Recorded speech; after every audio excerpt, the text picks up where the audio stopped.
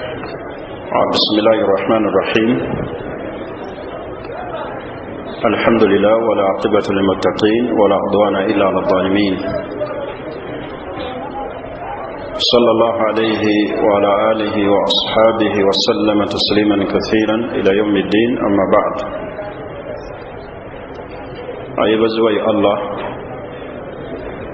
علينا متenda marungi agatali mu bukendeevu tumusaba Allah subhanahu wa ta'ala asooka saasira n'emirembe ku wekitiibwa nabbi waffe Muhammadin sallallahu alaihi wasallam bakubiriza okutya Allah kubanga kyekyo Allah ffenna kye yatulamira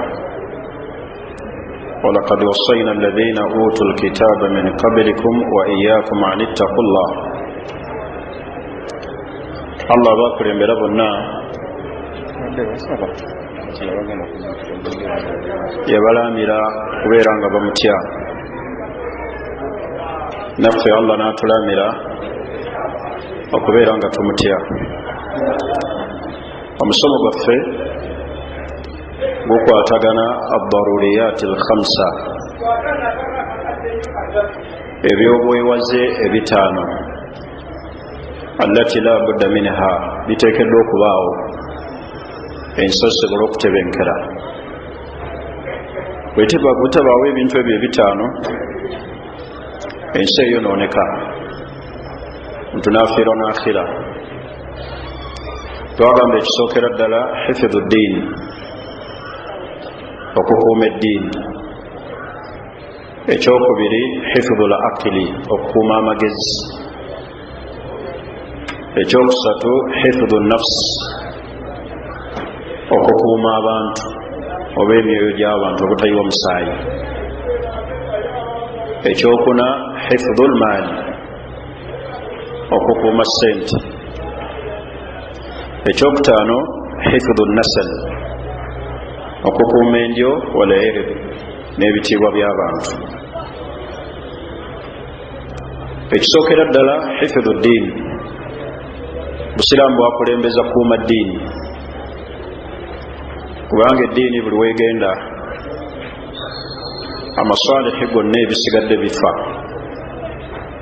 teekeddwa okubeera nga tukuuma eddiini eddiini bimanzilati ruuhu fi ljasad ekifaananyi kyayo kifaananyi ng'omwoyo oguli mu mubiri teri muntu asobola kuwangaala n'abeera n'obulamu nga talina mwoyo wakadhalika ddiini nabwe ekityo eddiini bwebulawo abantu tebasobola kuwangaala eddiini Allah subhanahu wa ta'ala gye yatuteerawo okubeera nga wakati waffe naye waliwo empuliziganya era eddiini bwebeerawo yeekumaakuma abantu omuntu ng'alimu eddiini abeera wanjawulo omuntu bw'abeera nga mukulembeze ng'alimu eddiini abeera n'enjawulo nnene ekisumbuwa abantu bonna okukuba emiranga n'okuleekaana n'okuyiwa omusaayi n'okuggwamu ensonyi kubulwa ddiini abooluganda eddiini kikulu fa inna diyaa addiin okugenda kw'eddiini diyaau almafasid diyaau almasalih emigaso gyonna egy'ensi n'akhira gigende omuntu bulwayonoona eddiini ayonoona akhira ye fayakhsaru dduniya wal akhira n'afiirwa ensi n'akhira n'agifiirwa liajali diyaa eddiini olw'eddiini okubeera ng'agirese negenda ttayo biki ebikuuma eddiini nesigala nga weeri ekisookera ddala taallumuhu kugiyiga mu kukuuma eddiini tulina kuyiga busiraamu omuntu amanyi obusiraamu ng'abutegeera tamenyeka nga muntu atamanyi ekisumbuwa abantu bonna mu kkuba empawa n'okuleekaana buba butamanya ddiini katuyiga obusiraamu bintu bijja kubeera nga bituwawukira ekyokubiri mbikuuma eddiini ala amalu bihi ogikolerako tukolere ku ddiini kyegamba. Sanga abantu bangi ebikolwa bye bakola temuli mu ddiini. Tunuulira okuwasa kw'abantu, otuuka ku mbaga ey'omusiraamu ne weewuunya ebiriko, ng'ekikolwa kyokka ekyefaananiriza obusiraamu kimu kyokka kuwoowa, naye ng'ebisigadde byonna mukhalifu liddiini, byawukana n'eddiini, okukolera ku ddiini. Ekyokusatu ekikuuma eddiini, alhukumu bihi, okubeera ng'eddiini yekulamula. Abooluganda tukkirize obusiraamu butufuge, tuleme kukkiriza okwagala kw'emitima kubeerenga kwe kutufuga. Tukkirize eddiini etufuge mu buli kintu kyonna, awo tujja kuba tukuumye eddiini. Mulaba Allah subhanahu wa ta'ala limaadha shara'a al-jihad, lwaki mulowooza Allah yateekawo jihad? Liajali ddiini, lwakuyimirizaawo ki? Diini. Litakuuna kalimata Allahi hiya al-ulya, kigambo kya Allah kibeerenga kyekyawaggulu, wa hiya ddiini. Kati eddiini ebeerawo mu kugikuuma, mu kuyimirizaawo jihad, kubanga ebigenderwa mu jihad kulwanirira ki? Diini esigale nga weeri. Niyo ogenda okulaba abantu abasinga obungi tetutunuulira ddiini, ebikolwa byaffe biri wala nnyo n'obusiraamu. Biki ebyonoona eddiini? Mu bintu ebyonoona eddiini, asharafu walmaal, ebitiibwa ne ssente. Fa innahuma dhi'baani jaayaani, misegeeji ebiri emiyala, ebitiibwa neki ne ssente, bye byonoonye eddiini y'abantu okusingira ddala.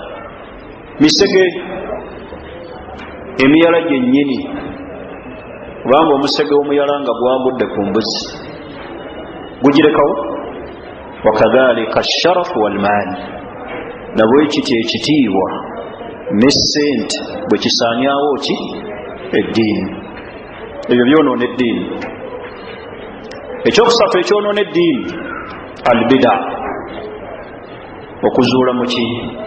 Mu ddiini. Bana ebidaati zoonoona eddiini. Abantu bangi bafiiriddwa akhira yaabwe, ne bafiirwa eddiini yaabwe, ebitiibwa ne bigwa wa kuzuula mu busiraamu. Okuzuula mu busiraamu kyonoona eddiini. Twewale bida, okuzuula. Nobola abantu bagwera mu mawulidi, nobola nga bonna basanyufu, ne bagwera mu dduwa ez'amakumi 40 kikutula nsingo, ne bagenda mu maduwa ag'ebijjukizo.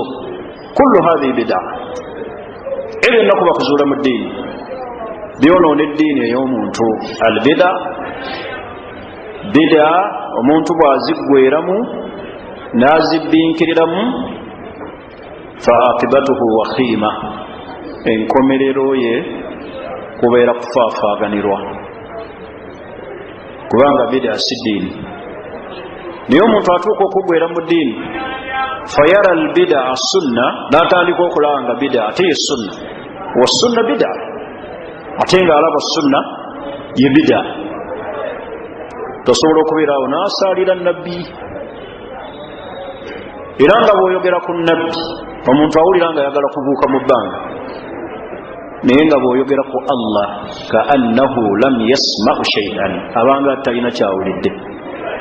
Naye yogera ku nabbi Quraishi Muhammad, naye ate Allah bw'ayogerebwako, Allah bw'ayogerebwako kiki omuntu kyawulira. Mulaba bid'a byekola. Bid'a eyonoona ki? Zoonoona eddiini. Kati abooluganda, baganda bange basiraamu, ebyo tubyewale. Byonoona eddiini ey'omuntu. Kati mu daruriyaati al-khams, ebyobwewaze ebitaano, ekisookera ddala hifdhu ddiini, okukuuma ki? Eddiini. Twogedde ebikuuma eddiini n'ebyonoona ki? N'ebyonoona eddiini. Ekyokubiri, hifdhu al-aql, okukuuma amagezi. Amagezi ni'ima, kyengera Allah kyawa omuntu n'abeera ng'agalina. era wala aqil manatu taklif ku magezi ago Allah gatuwa manatu taklif okuvunaanwa Allah kwatuvunaana kwetololera ku magezi kyobulaba omukuwa eddalu Allah tamuvunaana bifaqdi al aqil okubanga talina magezi. Allah atubuuza mu Qur'ani mu ayati nyingi afala yatadabbaruna al-Qur'an tebakomentiriza Qur'an ay bil aqil na magezi afala taqilun temulina mu kutegeera olw'ekyengeri ky'amagezi Allah subhanahu wa ta'ala kyeyatuwa biki ebikuuma amagezi g'omuntu mu bimba siraamu ebikuuma amagezi g'omuntu al-ittisaa'u fil ilm omuntu okugaziwa mu kumanya omuntu buli wagaziwa mu kumanya ayongera kukuuma kutegeera okwongera okugaziwa okumanya teri yali akaluubirizibwa nti mpulidde nnyo eddalasa nnyingi mpulira omutwe gukoze eki gulemereddwa omuntu buli yeeyongera okugaziwa yeeyongera kukuuma kutegeera kwe kyoba olaba mu ebyo ebyonoono okutegeera kw'omuntu kyava Allah subhanahu wa ta'ala yaziyiza okunywa ebitamiiza kalkhamr walmukhaddirat ng'okunywa omwenge n'okufuweeta ki enjaga kubanga byonoona amagezi. Omuntu Allah bw'amuwa okutegeera aba amuwadde ekyengera kinene. Tabagamba omulundi ogwayita abantu abagenda okubeera mu muliro Allah subhanahu wa ta'ala bagenda muwa ensonga bamugee nti law kunna nasma aw na'qil ma kunna fi ashabi sa'id tuba kubanga twali tuwulira ng'era tulina amagezi nga tutegeera tetwaliyingidde muliro gwe. Kitegeeza obutategeera omuntu okukola ebintu nga ye bw'asanze n'abeera nga takozeseza amagezi kimubeerako okuyingira omuki omuliro. Tukume okutegeera kwaffe nga tweyongera kumanya, tukume okutegeera kwaffe nga tufumiitiriza Qur'ani y'ekitiibwa. Omuntu akuuma okutegeera kwe nga yeeyongera okusoma ebyafaayo bya Nabbi Muhammadin sallallahu alaihi wasallam, era weewale ebivaako byonna okukyankalanya okutegeera kw'oba amagezi go ng'okunywa omwenge, okunywa enjaga na buli kintu kyonna ekitabula okutegeera kw'omuntu. Magezi kyengera Allah kyagenda otubuuzaako. Walidhalika nabwe kityo mayyaza Allahu al-insan, Allah yayawula omuntu bila aqili namaki namagezi, okwawukanako ku bisolo byonna ebisigadde. Allah yatwawula namaki namagezi. Naye ogenda okulaba oluusi ebikolwa byaffe nga tebyagala kufaanana bya bisolo. Waliwo omuntu gw'olabira ddala ng'enneeyisaaye n'empangaala alinga atali muki, alinga atali muntu. N'olw'ensonga eyo ekigambo ky'amagezi kigambo kikulu mu kukikuuma n'okubeera nga twewala ebisobola okuvaako okukyankalanya amagezi gaffe. Ekyokusatu, hifdhu nafs, okuuma emyoyo gyaffe, okuuma omusaayi obutaguyiwa. Kyava Allah yatugaa nti mu Qur'ani ekitiibwa Allah yatugaa nti wala taqtulu anfusakum inna Allaha kana bikum rahima. Abooluganda temwetta, mazima Allah musaasizi, Allah gye muli musaasizi. Ebikola byonna ebirimu okuyiwa omusaayi, kyova olaba Allah yaziyiza omusiraamu okubeera ng'ayiwa omusaayi gwa muganda we omusiraamu okuggyako shariya ku ebyo bye yalagira.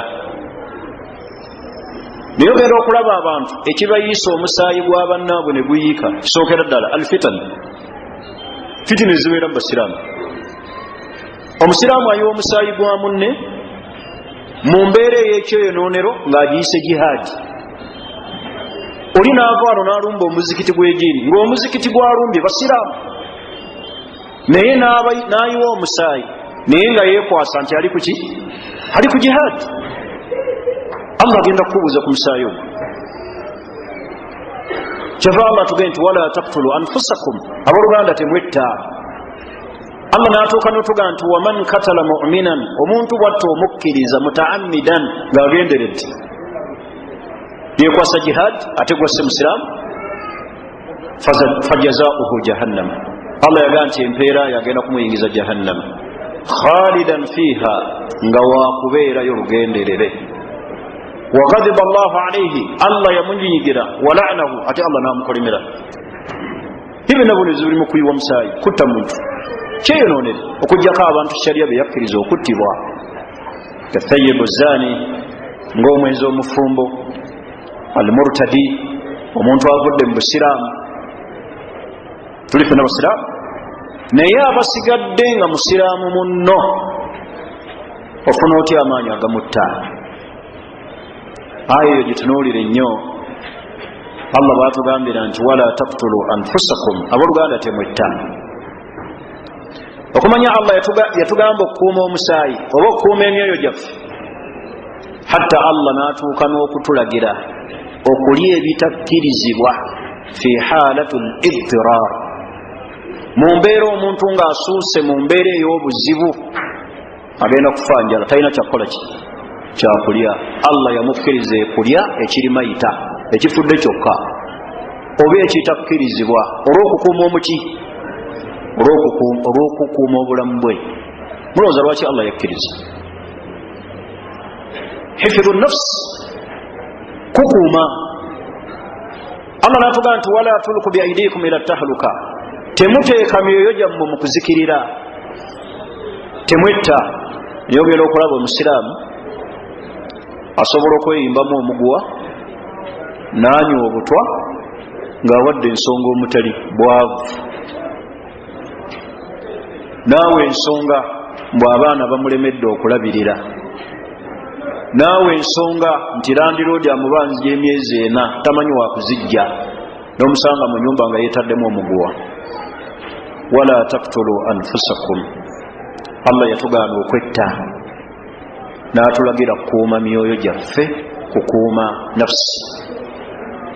Siraamu takkirizibwa, talina mbeera yonna wakkirizibwa kwetta. Hatta Nabbi sallallahu alaihi wasallam atukana wala tatamannaw almaut, temwegombanga okukola ki? Okufa. Li ajali hifdhu nafsi, olw'okukuuma emyoyo, olw'okukuuma omwoyo. Naye abantu bangi omukyala amunobako n'awangala naye, mukyala yagenda emyaka 2 amukubira essimu tadda, n'awandiika akabaluwa katonotono nga yesse. Wootali sisobola kuwangaala. Musajja wano kasome waffe ensangi yakwata abaana be 7 bonna n'abatema embazzi, bonna n'abatema embazzi n'abapanga, naye n'amala ne yetta. Naye ng'ensonga eki bwavu, tamanyi nti ali basomesa. Abasiraamu bangi abakola ebikolwa ebyo ebyokwetta mu nsonga omutali. Muntu bamunoonya bunoonya ng'ali ku wanted ne yetta. Nange emirembe gimpeddeku, okufa kyekikola ki? Kyekisinga obulungi. Naye kisinga bulungi kijolaga omanyiyo, newankubadde ojja kugendayo naye gy'omanyi omanyiyo. Tubolaba Allah yateeka ekibonerezo kinene ku muntu akoze eki? Ayesse.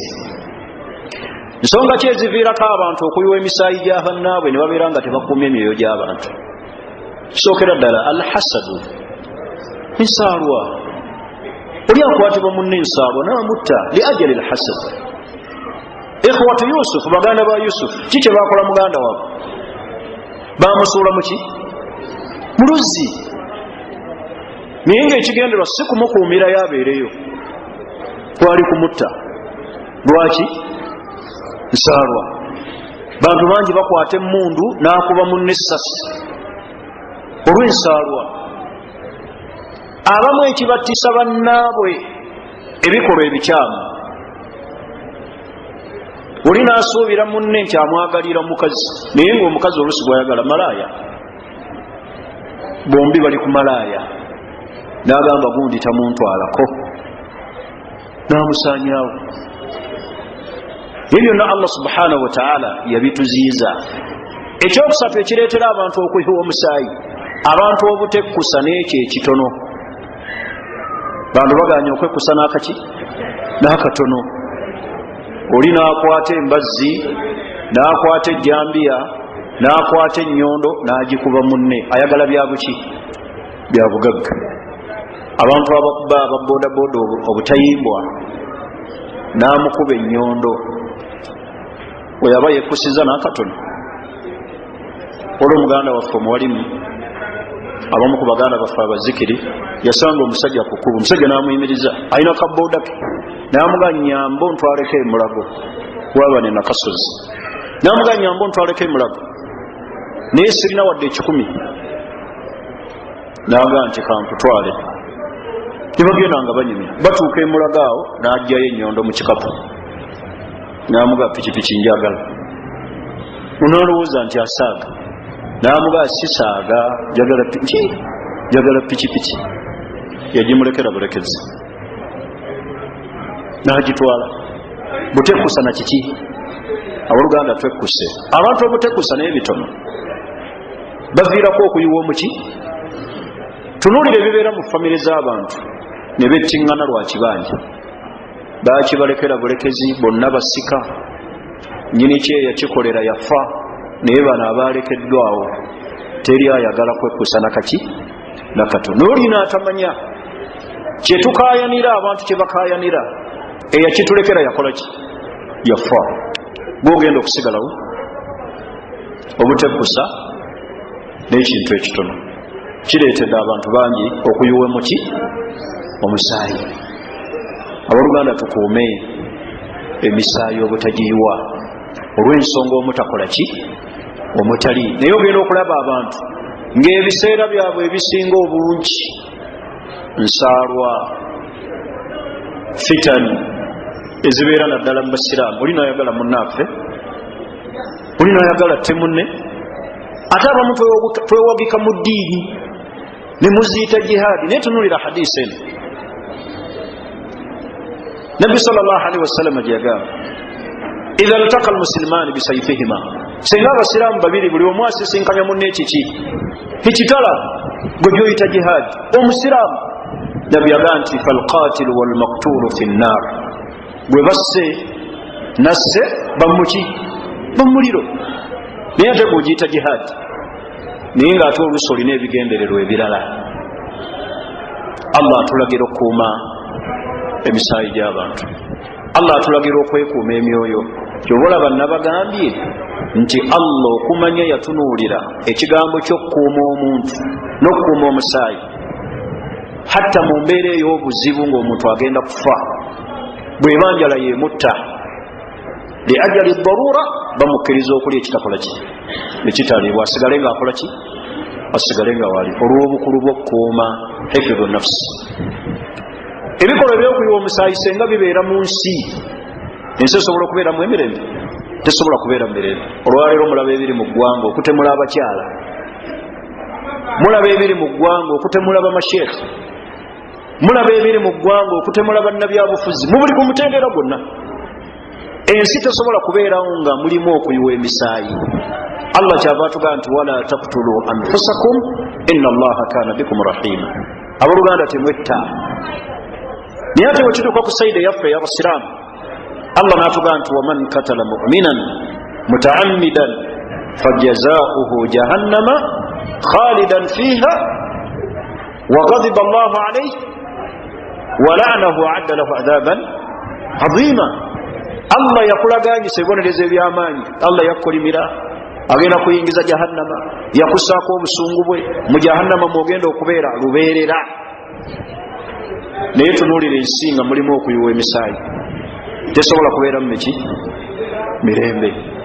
Kyobalaba Ibn Taymiyyah alayhi rahmatullah yagamba mu bigambo bye mu Majmu' al-Fatawa, yagamba nti okubeera n'omukulembeze omulyazaamaanya buli fena kyekisinga obulungi okuwangaala ennaku 6 nga temulina mukulembeze. Kiki yali ategeeza? Nti omukulembeze senga abeerawo, Allah n'amuyisizaako okukuuma emyoyo gy'abantu obutayiwa muki musaayi, naye nga mulyazaamaanya, kyekisinga obulungi okusinga emunaawangaala ennaku 6 nga temulina mukulembeze, kubanga omukulembeze waabulawo. okuyiwa omusaayi kw'abantu kukola ki? Kuyiterera. Olaba ensi zino zirimu abakulembeze naye okutta abantu kyakyeyonoonera. Oli najja n'akuba omuntu amasasi mu lujjudde n'atambula n'agenda mu nsi omuli omuki? Omukulembeze. Naye ate butya nga temuli mukulembeze nga buli omu yeetwala yekka. Sheikh al-Islam bin Taymiyyah yali agezaako okutegeeza nti abakulembeze bano Allah ayisizaako mu kukuuma emyoyo gy'abaki? Gy'abantu ne watabeerawo bikolwa bwayakuyiwa muki? Musaayi. Ekyokuna mu ebyo ebikuumibwa hifdhul maal, okuuma ki? Essente. Allah yatugamba tukuume essente. Okumanya okukuuma essente kya bbeeyi. Allah n'atuuka n'otulagira kuba mulekwa be tusigadde mu bigere nga tukuuma emaali yaabwe. Allah n'atugamba nti wala tu'tu sufahaa amwaalakum, temugeza ne mbawa basufaha abatannaba kutegeera bulungi, tembawa ssente. Allah n'atuuka n'otugamba nti fa in anastum minhum rushda, bwe mumala okutegeera nti bakuze ne mumanya, fadfa'u ilayhim amwalahum, sente zaabwe ze mbadde mubakuumira muzikole ki? Muzibawe. Amanyi ne bannyonnyola mutegeera mutya nti bakuze?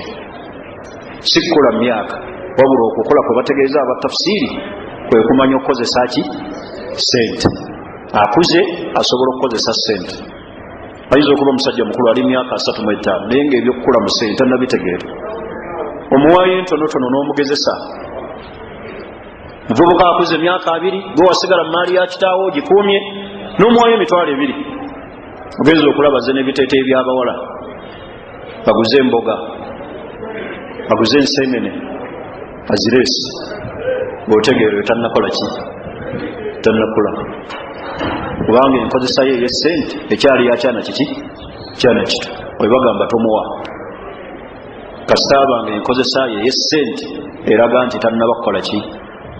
Kutegeera. Kati Allah n'atugamba okukuuma essente.